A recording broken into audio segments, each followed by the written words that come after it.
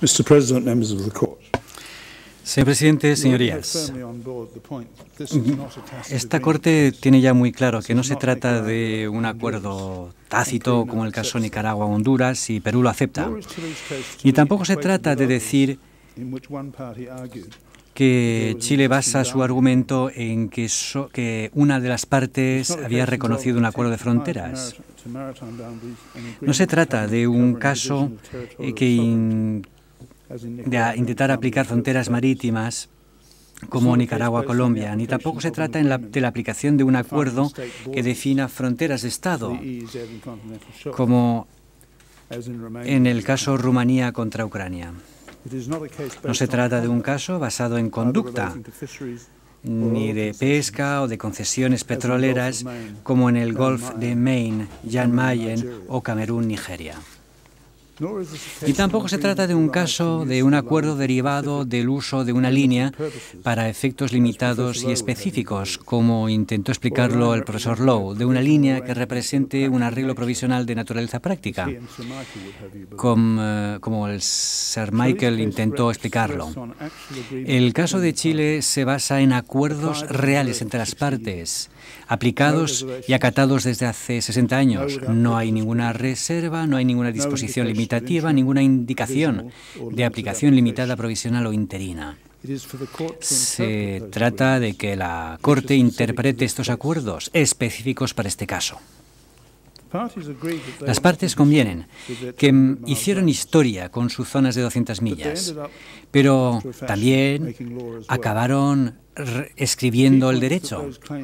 El hecho es que estas reivindicaciones luego fueron aceptadas y pasaron a formar parte del derecho internacional. Las zonas creadas en el 52 están muy conectadas con la que todavía existen hoy.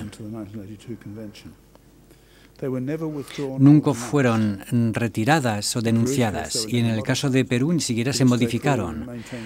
Hasta la fecha, Perú ha mantenido su soberanía sobre el espacio aéreo, sometido al derecho de paso inocente.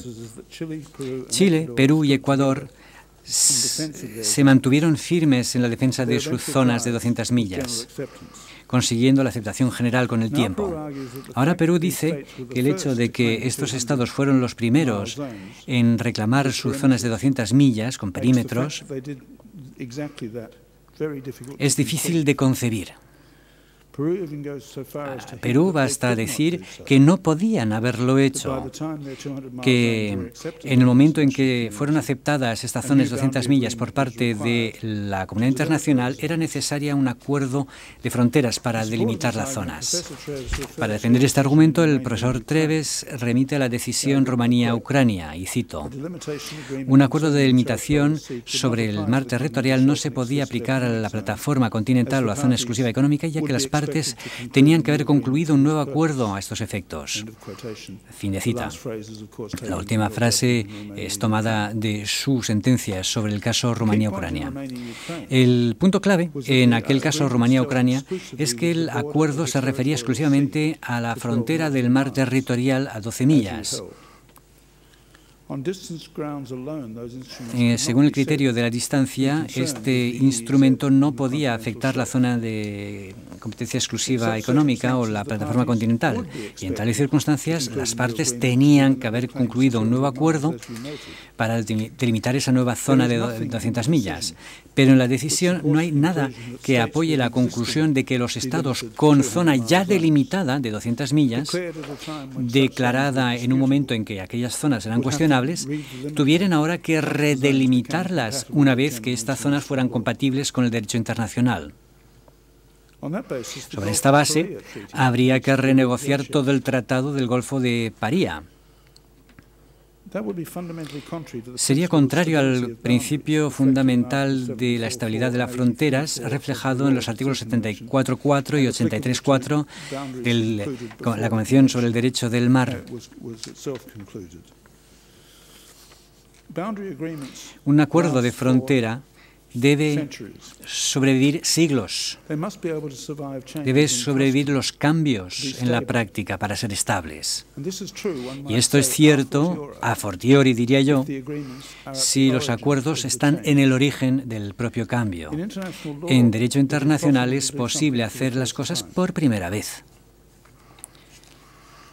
El profesor Treves intentó apoyarse en la decisión del Tribunal Arbitral de Guinea-Bissau-Senegal.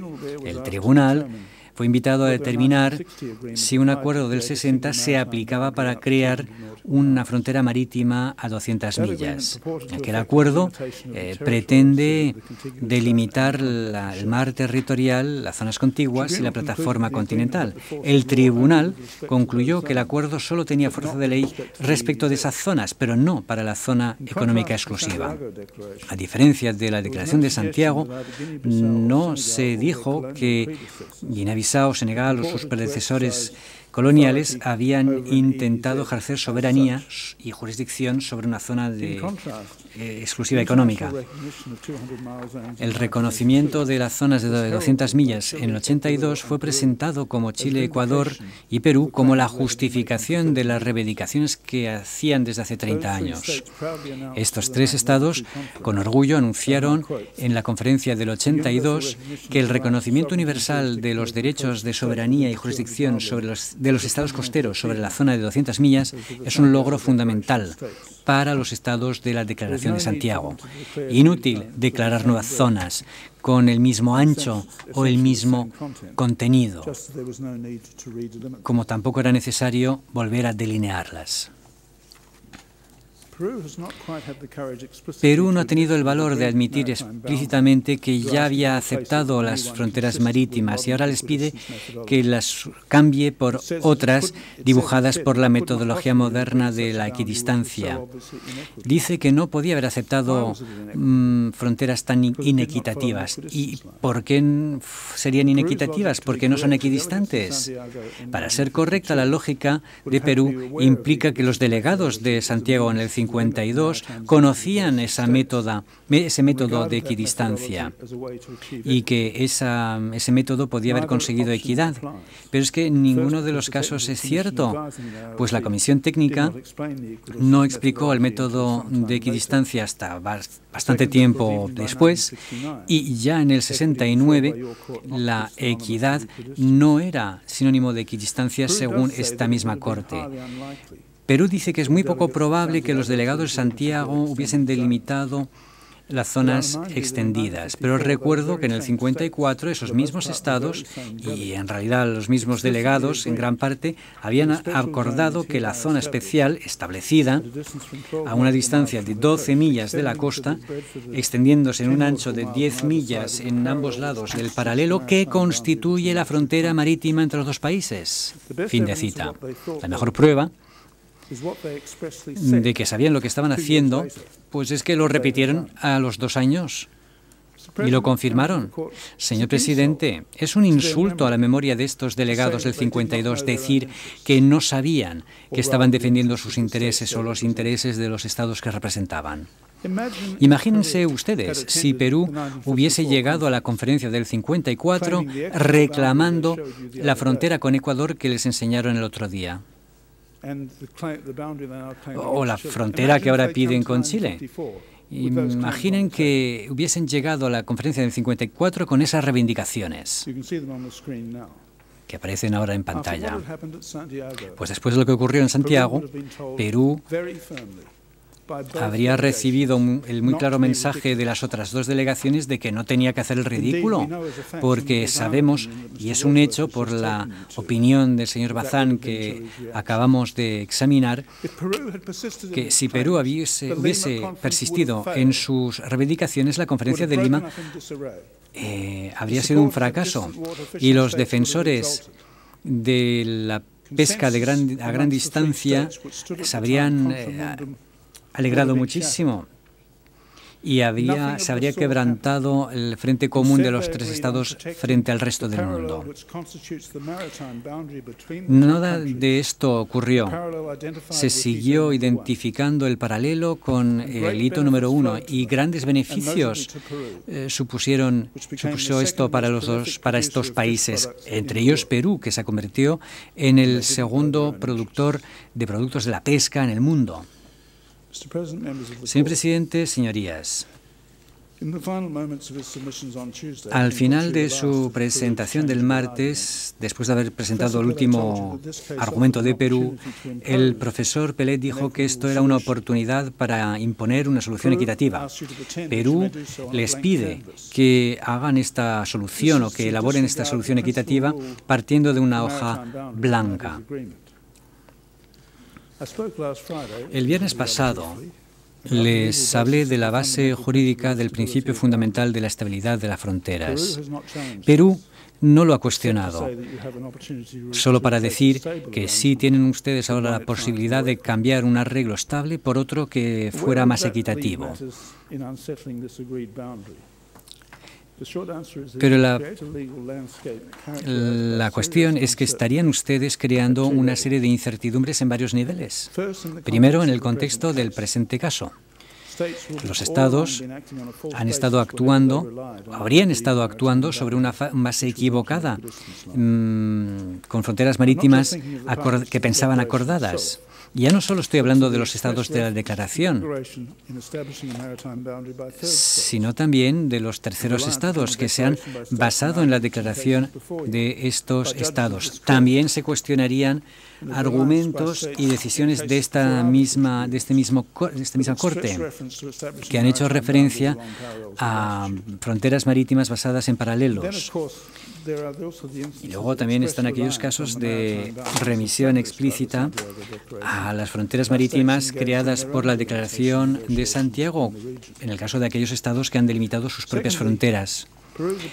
En segundo lugar, el enfoque de Perú cuestionaría otros acuerdos de fronteras en la región,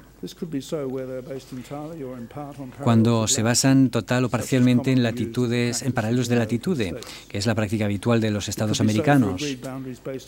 Sería también el caso de las fronteras basadas en meridianos o cualquier otra frontera que no se basara en una línea equidistante.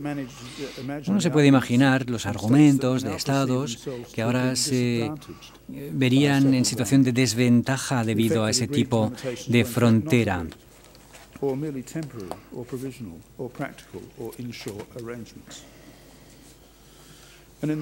En el contexto específico de la frontera entre Chile y Perú,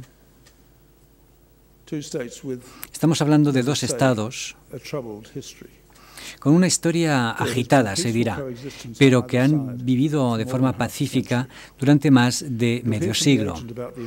La gente hablará de la importancia de la frontera para la comunidad local, que se ha ido desarrollando pensando que ahí existida.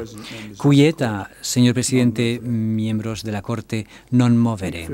Gracias por su paciencia y su atención, presidente, y le invito a que dé la palabra a la gente de Chile para la presentación de nuestras indicaciones finales.